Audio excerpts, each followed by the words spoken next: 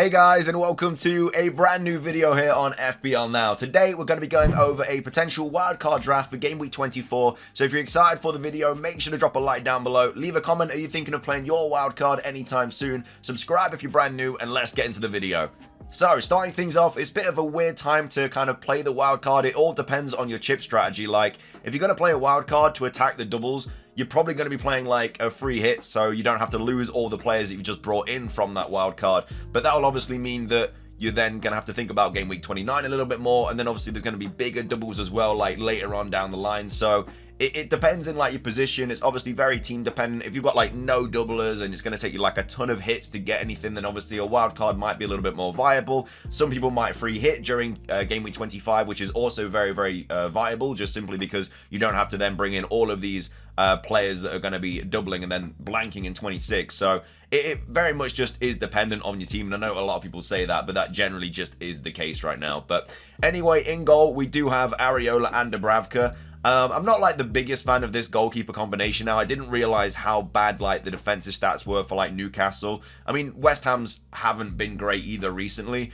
Obviously, Areola came off with, I think it was like a concussion or something like that, but that was just precautionary. He is fine. David Moyes said that he's okay, so he should be playing the next game anyway. You're going to probably be playing Dubravka anyway. You're not going to really be playing Areola, who's got Arsenal at home. But again, they're both 4.2 mil keepers. They just kind of rotate really nicely. On the other hand, what you could do is just get rid of one of them for like a 3.9 keeper like Turner, for example, who obviously has lost his spot, but he is only 3.9 mil. And then as well as that, you can then use those extra funds to upgrade to a better keeper. So you could go for, I don't really know like the best 4.5 mil keeper right now.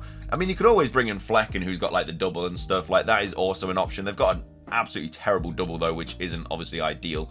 But I mean, there's like other 4.5 mil keepers that you could be bringing in if you didn't want to go the Dubravka and Areola route. But it depends on like funds and stuff. Like, maybe you don't have enough money at all, so you have to bring in Dubravka and Turner or something like that.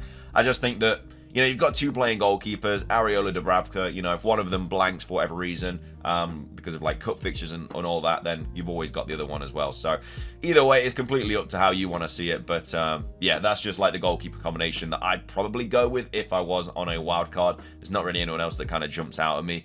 Obviously, the best options are like your Allisons and your Reyes and stuff like that. But at the same time, you know, some of them are going to blank soon and all that. But either way, Areola and Dubravka in goal. Again, goalkeepers haven't been ideal this season anyway. There've not really been a lot of massive hauls from goalkeepers. So, yeah, it completely obviously is up to you. But I don't know. It's a bit of a weird one with those two. Anyway, let's get into the meaty stuff. So, at the back, we have Gabriel, Virgil van Dijk, Walker, Doherty, and also we've got Branthwaite as well. So, Gabriel's in there for your Arsenal defense. I mean, the fixtures aren't ideal for Arsenal in terms like of a defensive point. Like West Ham away, they probably will concede. Burnley away, you'd like them to keep a clean sheet. Newcastle at home, yeah, I mean, they could definitely keep a clean sheet in that fixture. And then Sheffield United away, you'd think they would. And then Brentford at home. Brentford at home is going to be also quite a difficult fixture. So it's one of those. Like, I don't think it's a must-have for every team to have a Arsenal defender, but the likes of Gabriel, like, they still are one of the best defenses in the league. Gabriel's been a lot better over recent weeks, and you know, he's nailed now as well. He's a lot cheaper than Saliba. Zinchenko's obviously got like that calf problem as well, so I think your best defender right now is just Gabriel. And so if you did want to attack that Arsenal defense, then yeah, Gabriel would definitely be 100% the one that I would go for. Just a lot cheaper. And like I say, he's not injured or anything like that. The next option is Virgil van Dijk. Now, there's obviously a lot in the air about whether you'd go Virgil van Dijk or Trent. I personally, as a safer manager, would go for Virgil van Dijk. Even though Trent's ceiling obviously is a lot higher. In terms of like assists and like on set pieces and stuff like that, Virgil van Dijk is still a massive threat in the box, and he's going to be playing every single game. He's 90 minutes, and he's just a safer option, and he's a lot cheaper as well. Trent is 8.5, Virgil van Dijk is 6.3, so that's like 2 mil difference. That's going to allow you to bring in somebody like De Bruyne over somebody else. So there's just a lot more positives with Virgil van Dijk. As well as that, Trent hasn't played 90 minutes since that injury. You know, he should be probably starting the Burnley and the double fixtures, but at the same time, is he going to make it to 60 minutes? You'd think that he would, but you never know. You know, that's what I mean. Like, there's obviously a reason that he's been getting brought off and stuff. And as well as that, there's obviously Bradley as well, who's obviously another really good option that's just kind of smashed through the limelight, who has 4.1 mil as well. He's a really, really nice option to have in a team.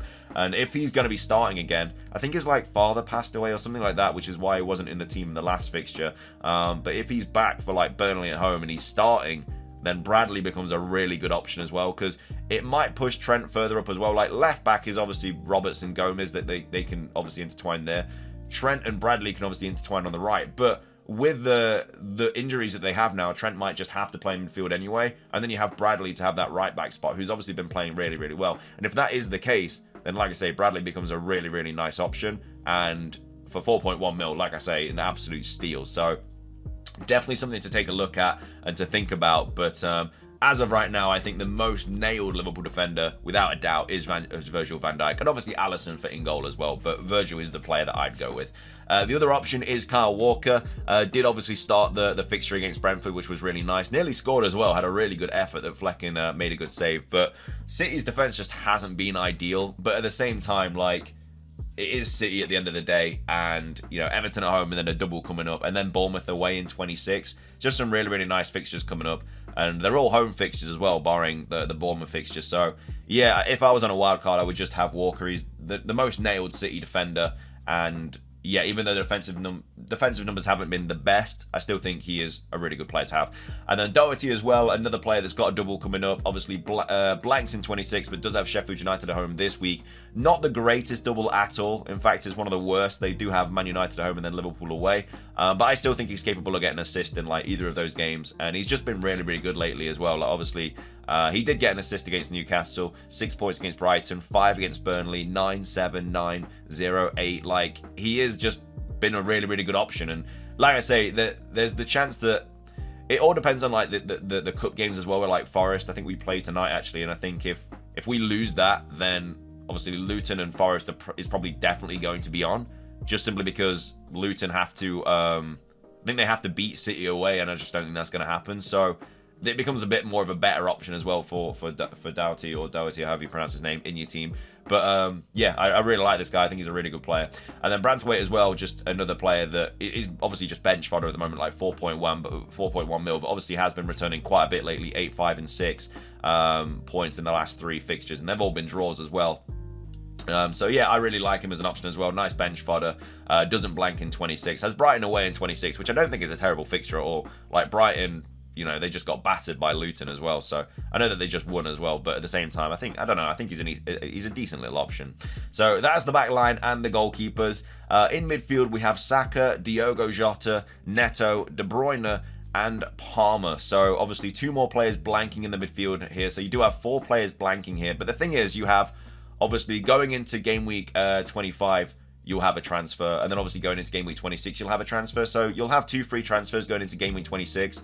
So you can always kind of sort your team out depending on that. And obviously 2 free transfers just really nice to have regardless. But yeah, Saka obviously started returning now. His numbers, his underlying data has been really, really good. And like I say, he's just been really performing now. Like, his numbers were always good, he just wasn't getting the returns. I mean, he should have got the assist obviously when Gabriel scored. That obviously got changed, but on FPL it didn't.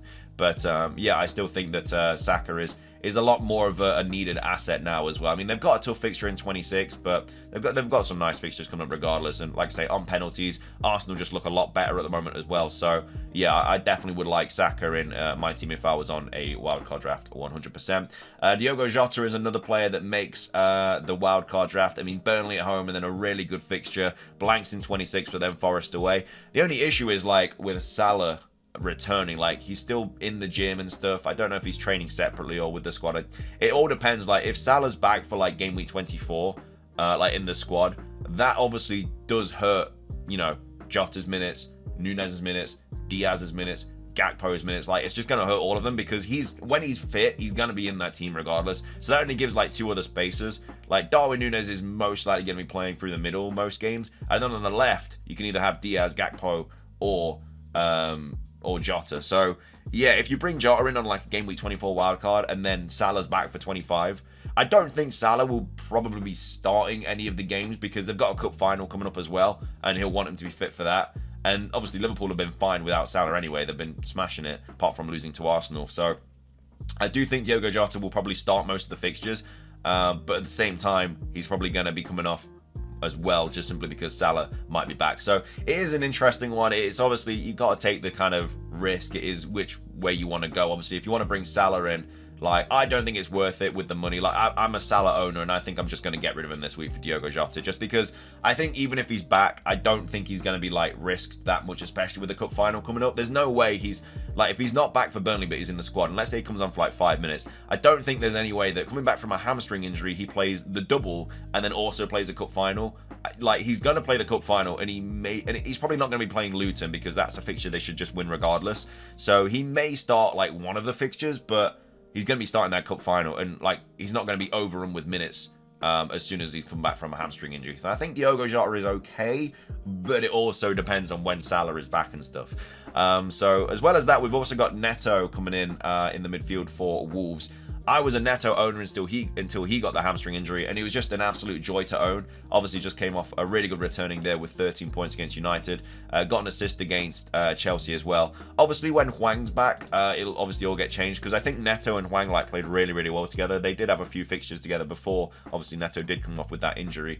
But at the same time, they've got a really, really nice fixture in Game Week 26, which is one of the main reasons he's there. He's a lot more attacking than a lot of other players, and I just really, really like him as an option. Another way you could go is, I just don't have the money in my team, but if you do have a little bit of extra funds, then you could always bring in Pascal Gross as well, who also has a nice fixture in Game Week 26 and just has nice fixtures regardless, obviously on the back of a really good haul with 11 points. But the only issue is, like I say, I don't have enough money for that. But I guess if you were like a little bit of extra money out, then you could just downgrade Areola or Dubravka to a 3.9 keeper or something like that, and that might get you the funds for him. But if you don't have the money, then I think Neto is absolutely fine. Neto is obviously not on penalties, but yeah, I still think that his numbers are just so good. For a 5.7 mil, he's a really, really good option to have. And then we've got De Bruyne as well, coming in at 10.8. Yeah, it's obviously between De Bruyne and Foden. It's obviously up to you, like, whether you go with one or the other, but especially after Foden's just got a hat-trick. But I think De Bruyne is more nailed, but at the same time, he's a lot more expensive than Foden. I mean, Pep did say that Foden's having his, like, best season since they've been, like, together, or since he's been managing him. So I think that Foden will be starting a lot of fixtures going into the future, but at the same time, it's Kevin De Bruyne. You know, we all know how good this guy is.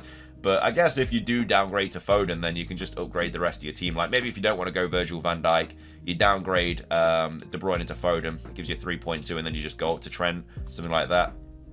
If you really wanted to, it's just, I don't know. It obviously gives you a mil in the bank around that as well. So I guess you could even upgrade Neto to Pascal Gross and stuff. It all depends on how you want to spread the funds. Like, you can't really own Haaland, De Bruyne, and, like, Trent. I just don't think you can really make it into your team without hurting the rest of it. So it's one of those, really. It's who you sacrifice for the players, really. But obviously, with Salah being out, it makes life a lot easier. But at the same time, it's who you want, really, as well, out of, like, Foden and De Bruyne. But either way, he makes the team. And then also Cole Palmer as well, another player that blanks in 26. It's just, I don't think it's worth getting rid of him, even though Chelsea haven't been playing really well at all lately.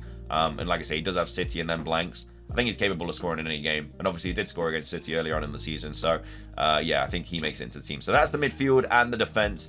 And then up top, we've got Tony, Darwin Núñez, and Haaland. So, yeah, with this, you do have 5 players blanking. But then, obviously, you use your 2 free transfers, potentially, you know, get rid of Jota or something like that for Game Week 26. You can always bring in Pascal Gross as well for Jota around Game Week 26 if you wanted to, because by then, I think that, you know, Salah will probably be back for, like, Game Week 27, and you probably wouldn't want Diogo Jota then anyway. So that might be something to think about. And then, obviously, that'll be your, like, your 2 free transfers sorted. So you will be able to, if you wanted to, like, sort out your team with the 2 free transfers to have, like, you know, everybody else playing. But obviously, it depends if everyone plays. That's the only thing. But with this only having, like, 5 blankings, it will give you, obviously, with the 2 free transfers, it will give you 11 playing players. And also, with this draft, you have 1, 2, 3, 4, 5, 6, 7, 8 doublers, which isn't bad. And then you have, like, 3 blanking in 26 if you do play your transfers right. So it's not bad at all in terms of attacking the double. And you could always just free hit in 26 as well if you wanted to. And then obviously just have this team still going into 27. It's obviously how you do it yourself. But either way, yeah, that's the midfield. So yeah, up top, Tony. I mean, you know, you could go Watkins instead, but obviously Tony has the double on penalties. Brentford haven't been great lately, but You know, Tony has been, he's scored a couple of goals since he's been back, and we all know how good he can be. So yeah, I do like Tony as an option. It's just, do you like him more than Watkins? I don't know. It'd be weird getting rid of Watkins after that like 18-point hole, but you got to attack the doubles, man. You got to attack the extra fixtures. And then also Darwin Núñez, another player that again could get affected by Salah's minutes. It all depends on what happens with Salah. Obviously did get benched in that Arsenal game, but I think he should be fine for Burnley. And then, like I say, Brentford, Luton, and then obviously the cup final coming up as well. It is a weird one. It's hard to say. Like, there's a little bit of rotation with the Liverpool's forwards here, but I think Darwin Núñez will be fine. And 7.4 mil as well, you can easily fit him in.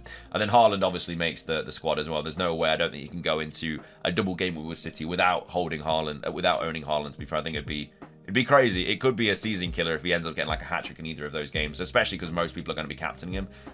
So yeah, I think that Haaland is a must. He has to be in the squad.